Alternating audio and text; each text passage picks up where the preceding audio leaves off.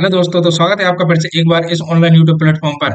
आपको पता है जैसा कि इस ऑनलाइन यूट्यूब प्लेटफॉर्म पर चलाई जा रही है एक special MCQ AIIMS not set series, जो आपके एम्स नॉट सेट के लिए तो स्पेशली रहने ही वाली है। साथ में international exam NCLEX OET and central government के नर्सिंग के जितने भी एग्जाम है उसके लिए बहुत ही हेल्पफुल साबित रहने वाली है। दोस्तों, अगर अभी तक आपने इस धाकड़ नर्सिंग अकेडमी के चैनल को सब्सक्राइब नहीं किया है तो सब्सक्राइब कर लीजिए, जिससे आने वाले इंपोर्टेंट एमसीक्यू लेक्चर और थ्योरी के जो लेक्चर हैं और आरआरबी सीरीज के जो लेक्चर हैं आप तक पहुंच सके। दोस्तों, तो बने रहिए इसी चैनल पर और कर दीजिए वीडियो को लाइक और शेयर, और जिससे जो भी अपकमिंग वीडियो लेक्चर हैं आप तक पहुंच सके। दोस्तों, और अपनी मेहनत को इतना मजबूत बनाइए यहाँ से कि इस प्लेटफॉर्म से जितने कंटेंट मिल रहे हैं उन सभी को आप नोटबुक में नोट करते चलिए और अपनी तैयारी को शानदार तरीके से मजबूत बनाते चलिए हमारे साथ में।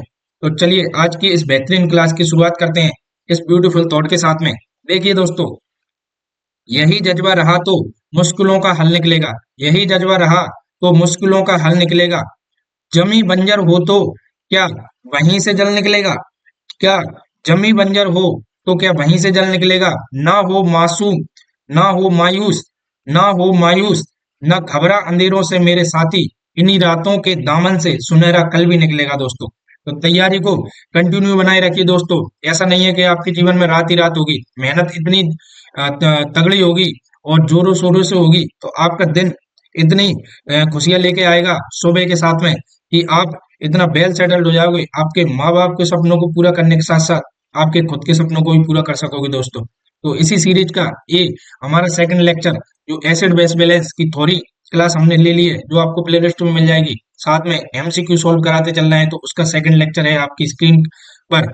और ये रहा आज का पहला क्वेश्चन, वेरी इंपोर्टेंट, जो आपके एग्जाम में कंप्लीट छपे छपाए हैं यहाँ से। दोस्तों, बने रहिए और कर दीजिए वीडियो को लाइक एंड शेयर और चैनल को कर लीजिए सब्सक्राइब, जिससे आने वाले जो भी इंपोर्टेंट लेक्चर हैं वो आप तक पहुंच सके। दोस्तों, चलिए तो शुरुआत करते हैं हम आज के क्वेश्चन की।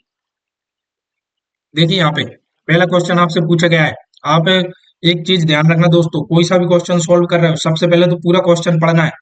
क्वेश्चन में दे क्या रखा है, जैसे कि आप साइन एंड सिम्टम पढ़िए, डिसीज कंडीशन पढ़िए, और साथ में क्या क्या उसकी वैल्यू दे रखी है वो सारी चीज नोट करने के बाद लास्ट का क्वेश्चन यहाँ पर क्या पूछा गया है वो करने के बाद आपको आंसर जवाब देना है। ठीक है दोस्तों, और सबसे मेन इंपोर्टेंट, आपको सारे ऑप्शन पढ़ना है। आपको क्वेश्चन पढ़ने के बाद डायरेक्ट आंसर आ जाता है स्टूडेंट के दिमाग में, पर वो आंसर गलत रहता है। पहले आपको बेस्ट आंसर चारों आंसरों में से चूज करना है, उसके बाद ही आपको नेक्स्ट चूज करना है सही आंसर। चलिए तो पढ़ते हैं क्वेश्चनों को और हम सोल्व करना सीखते हैं क्वेश्चनों को। ठीक है दोस्तों, और आपके ये है इंपोर्टेंट सीरीज, जो आज का लेक्चर है acid base balance class M2 MCQ। चलिए तो पढ़ते हैं यहाँ पे हम। The nurse review the arterial blood gas. Nurse है, नर्स, आप नर्स हो तो नर्स का क्या फंक्शन है उसको कंप्लीटली हमको लेके चलना है, डॉक्टर नहीं बनना है हमको। ठीक है दोस्तों, nurse review arterial blood gas. Nurse क्या कर रही है? रिव्यू कर रही है एबीजी की वैल्यू को। रिजल्ट ऑफ अ क्लाइंट, देखा उसने पीएच की वैल्यू कितनी है, नोट कर लीजिए यहाँ पे। पीएच की वैल्यू कितनी है? 7.45, 7.45। ठीक है दोस्तों, अब यहाँ पे पीएच क्या है? इंक्रीज। ठीक है, नॉर्मल वैल्यू पीएच कितनी होती है आपकी? यहाँ से बात करें तो 35 से 45, 35 से 45, तो 45 की ओर ज्यादा है। ये कंडीशन कौन सी होती है? एसिडोसिस। ये कौन सी होती है? एल्केलोसिस। ठीक है दोस्तों, यहाँ पे अब देखिए अगली वैल्यू क्या दे रखी है, हमने पीएच नोट कर ली। पीएच हमको बढ़ी हुई मिल रही है थोड़ी सी, एल्केलोसिस की ओर ज्यादा इंडिकेट कर रही है। ठीक है, यहाँ पे हम बात करें पीसीयू2 का लेवल। पीसीयू2 का लेवल कितना है? 30 mmHg। हम यहाँ पे बात करें पीसीयू2 का लेवल नॉर्मल कितना होता है? 35 से 45। 35 से 45 क्या होता है पीसीयू2 का लेवल? यहाँ पे कंडीशन क्या है? डिक्रीज। डिक्रीज कितना दे रखा है? 30 mmHg। कितना दे रखा है? 30 mmHg। अब नेक्स्ट चलते हैं। नेक्स्ट यहाँ पर देखिए, नेक्स्ट क्या दे रखा है, एक और वैल्यू देखिए। यहाँ पर दे रखा है बाइकार्बोनेट। बाइकार्बोनेट 20 मिली इक्विवेलेंट पर लीटर। नॉर्मल कितना होता है बाइकार्बोनेट? बाइकार्बोनेट की नॉर्मल की बात करें, SCO3, बाइकार्बोनेट नॉर्मल कितना होता है? 21 से लेके आप 28 तक नॉर्मल मान सकते हैं, लेकिन वैल्यू यहाँ पर 20 है तो यहाँ पर डिक्रीज है। वैल्यू क्या है? डिक्रीज। कितनी है? 20 मिली इक्विवेलेंट मिली इक्विवेलेंट पर लीटर कितनी है? डिक्रीज है। ठीक है दोस्तों, आपको ये सारी चीजें हमने नोट कर ली। अब हमसे पूछा गया है क्वेश्चन, उसका हमको जवाब देना है।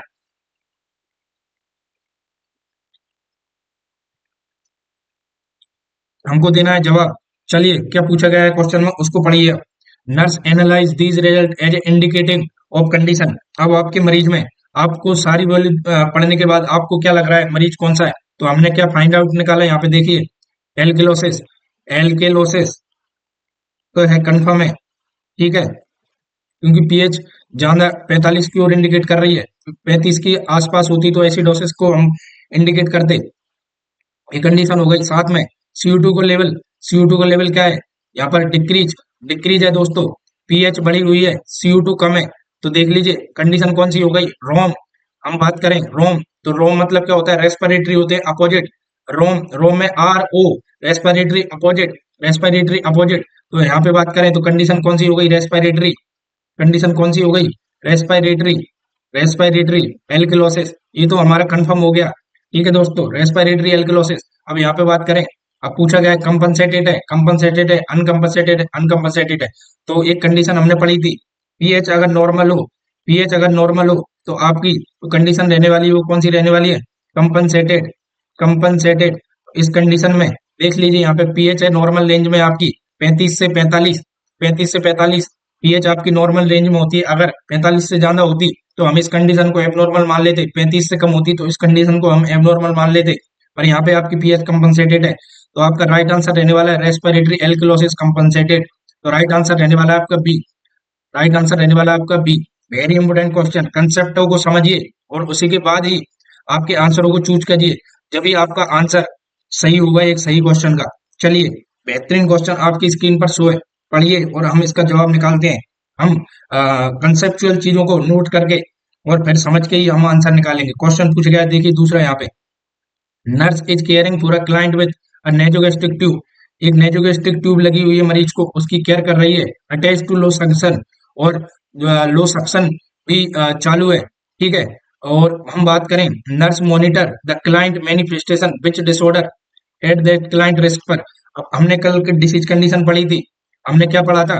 अगर किसी मरीज को नेजोगेस्ट्रिक ट्यूब लगी है और सक्शन भी है, मरीज का सक्शन भी किया गया है, तो हम बात करें, आपका स्टोमक का माहौल रहता है एसिडिक।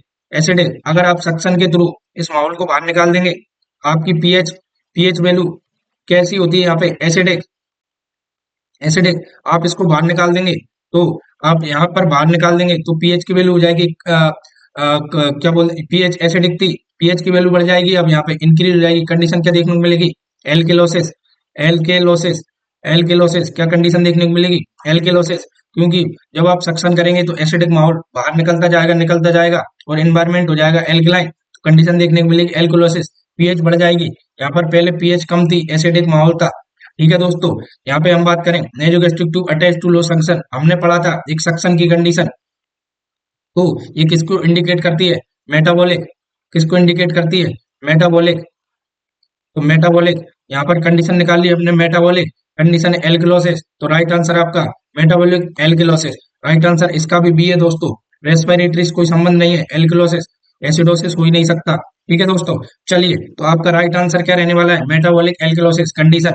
चलिए, ये रहा अगला क्वेश्चन आपकी स्क्रीन पर, वेरी इंपोर्टेंट, पढ़िए और जवाब दीजिए। यहाँ पर हमसे पूछा गया है, देखिए हम पढ़ते हैं इसको। क्वेश्चन तीसरा वेरी इंपोर्टेंट, हमसे पूछा गया है the client with day history, day 3 है और कंडीशन देखने को मिल रही है नोजिया एंड वोमिटिंग। नोट कर लीजिए दोस्तों, nausea and vomiting, suspected gastro enteritis मरीज है। इसकी बात करें, present in emergency department, emergency department में आया है, तीसरे दिन हिस्ट्री लेके। बात करें हम, 3 दिन होगा इसको। साथ में द क्लाइंट इज हाइपोवेंटिलेटिंग। क्लाइंट क्या है? हाइपोवेंटिलेटिंग। नोट कर लीजिए। एक तो क्या है? वोमिट है। वोमिट कंडीशन अभी हमने पढ़ी थी, वोमिट करेगा तो क्या होगा? पीएच हो जाएगी आपकी कम, पीएच हो जाएगी आपकी कम, एसिडिक, सॉरी एसिडिक, एसिडिक थी जो पीएच, यहाँ पे वोमिट करेगा मरीज तो पीएच हो जाएगी आपकी इंक्रीज। आपको कंडीशन देखने को मिलेगी एल्कलोसिस। कंडीशन देखने को मिलेगी आपको alkalosis.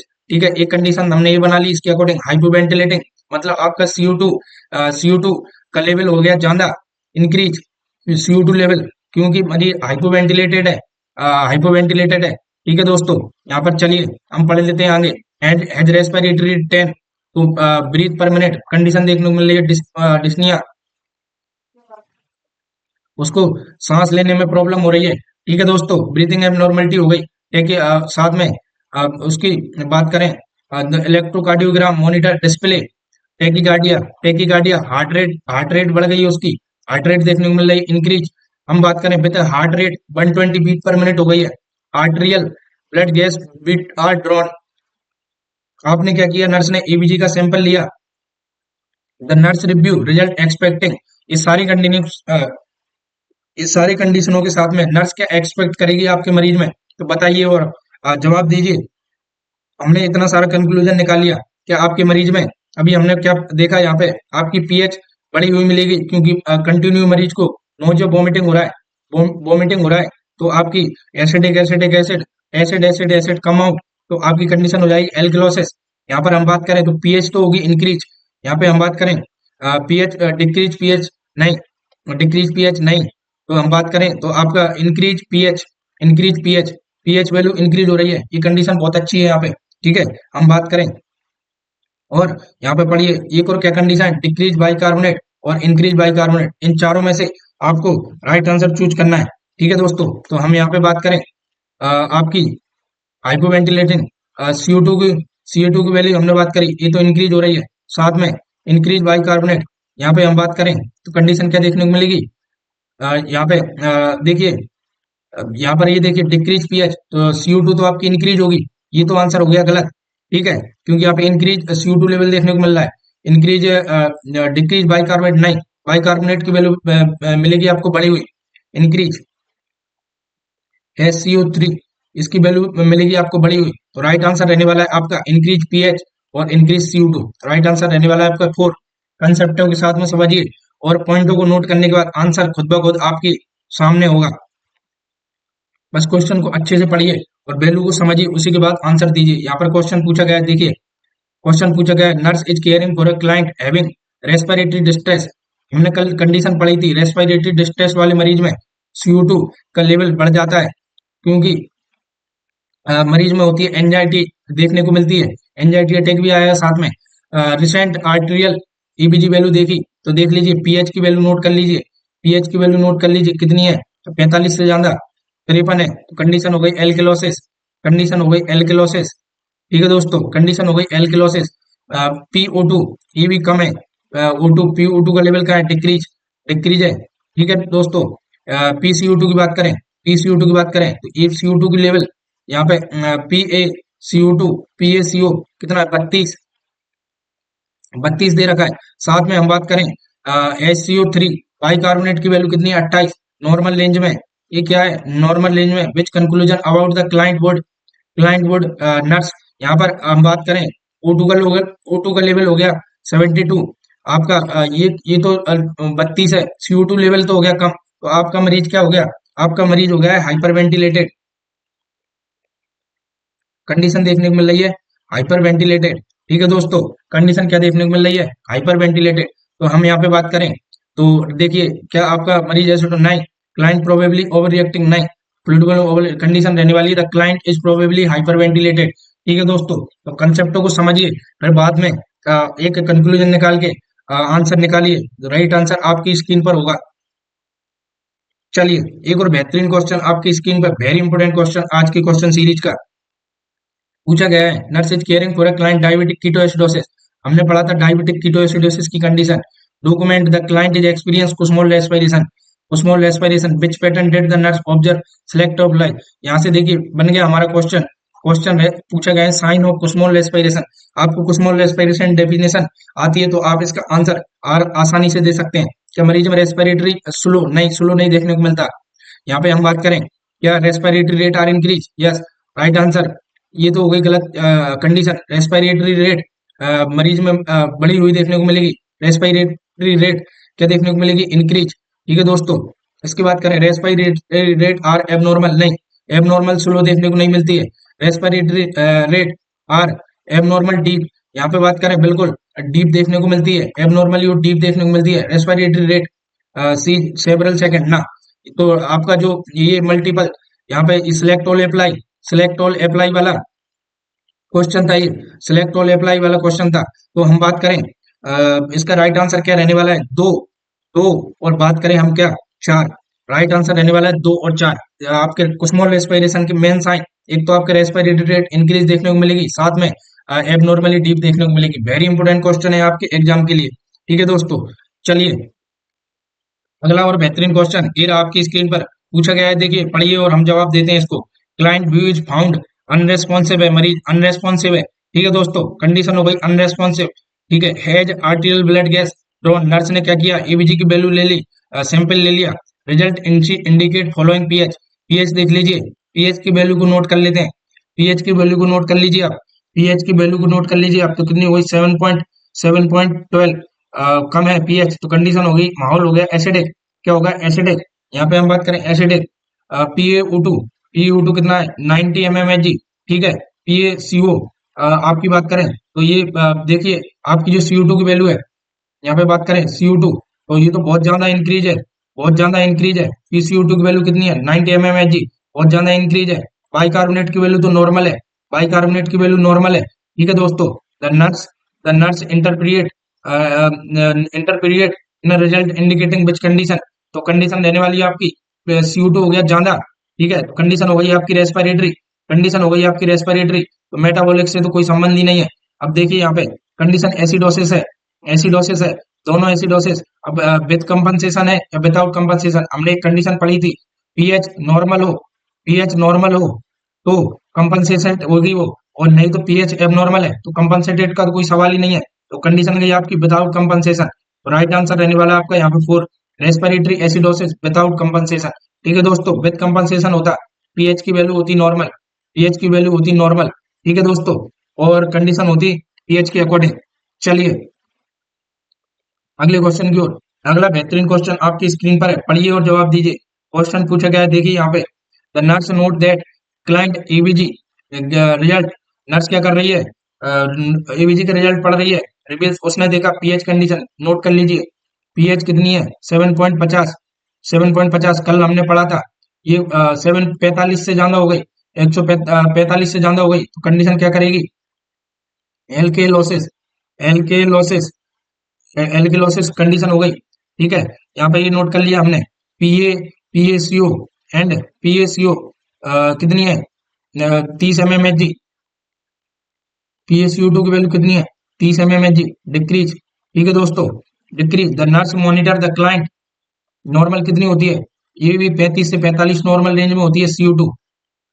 Clinical manifestation associated with these average result, यहाँ पे हम बात करें कंडीशन कौन सी हो गई आपकी, यहाँ पे देखिए ये हो गई कम वैल्यू।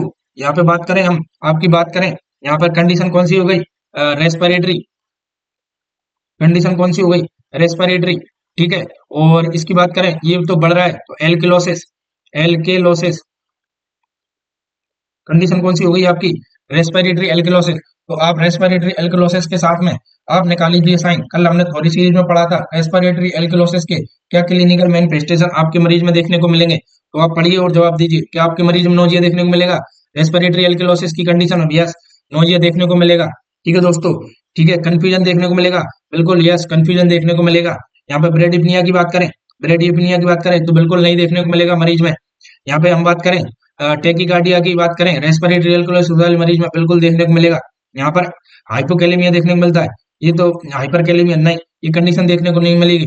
यहाँ पे हम लाइट हेडनेस बिल्कुल ये मरीज में देखने को मिलेगा। तो ये बेहतरीन sign, nausea, confusion, tachycardia, light headedness, ये आपके रेस्पिरेटरी एल्किलोसिस के साइन को इंडिकेट करते हैं। 60 क्वेश्चन था, वेरी इंपोर्टेंट क्वेश्चन है, एग्जाम में ऐसे क्वेश्चन आपको देखने को मिलेंगे। पहले आप पहले वैल्यू को नोट करना, पहले आप वैल्यू को नोट करना, उसके बाद ही आपको सही जवाब देना है, सारी वैल्यू को कंक्लूजन निकाल के। ठीक है दोस्तों, स्क्रीन पर आंसर आपको अपने आप दिख जाएगा।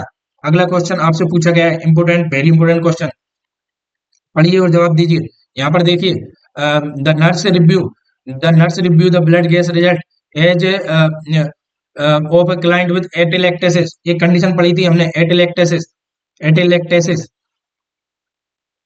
ये किसको इंडिकेट करती है, रेस्पिरेटरी, रेस्पिरेटरी डिसफंक्शन को, इसको इंडिकेट करती है रेस्पिरेटरी डिसफंक्शन को।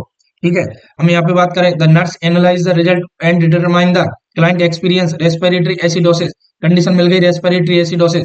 तो रेस्पिरेटरी एसिडोसिस, तो एसिडोसिस मतलब पीएच आपकी वैल्यू कितनी रहेगी?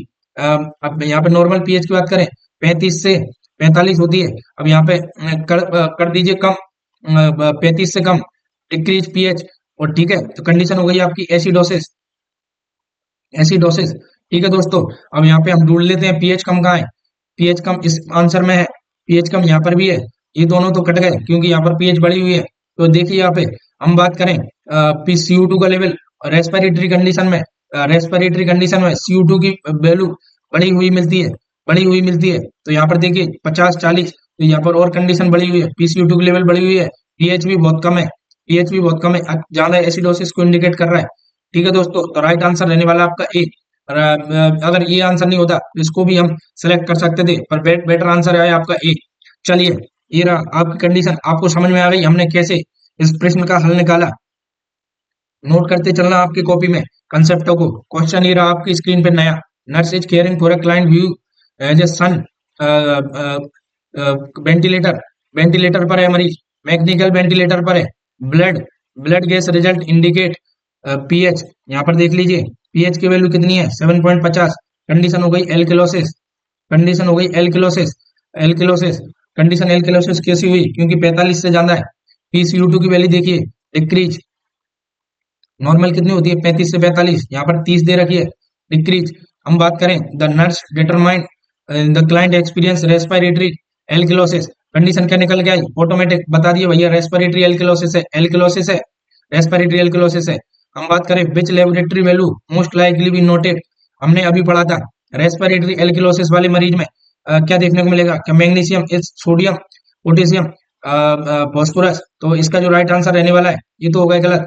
आपको देखने को मिलेगा हाइपोकैलेमिया, हाइपोकैलेमिया, पोटेशियम की लेवल हो जाएगा कम, पोटेशियम का लेवल हो जाएगा कम। नॉर्मल पोटेशियम लेवल कितना होता है? हम बात करें 3.5 से 5 पॉइंट मिलिक्यूलेंट। यहाँ पे बात करें तो ये आपको देखने को मिलेगा पोटेशियम की वैल्यू, देखने को मिलेगी पोटेशियम की वैल्यू, यहाँ पर पोटेशियम की वैल्यू हो गई है कम। तो आपको देखने को मिलेगा रेस्पिरेटरी एल्किलोसिस की कंडीशन में पोटेशियम लेवल बिलो। चलिए, चलिए ये रहा अगला बेहतरीन क्वेश्चन आपकी स्क्रीन पर, देखिए पढ़िए और जवाब दीजिए, पढ़िए और जवाब। लास्ट क्वेश्चन आपकी स्क्रीन का, ठीक है, इंपोर्टेंट क्वेश्चन है।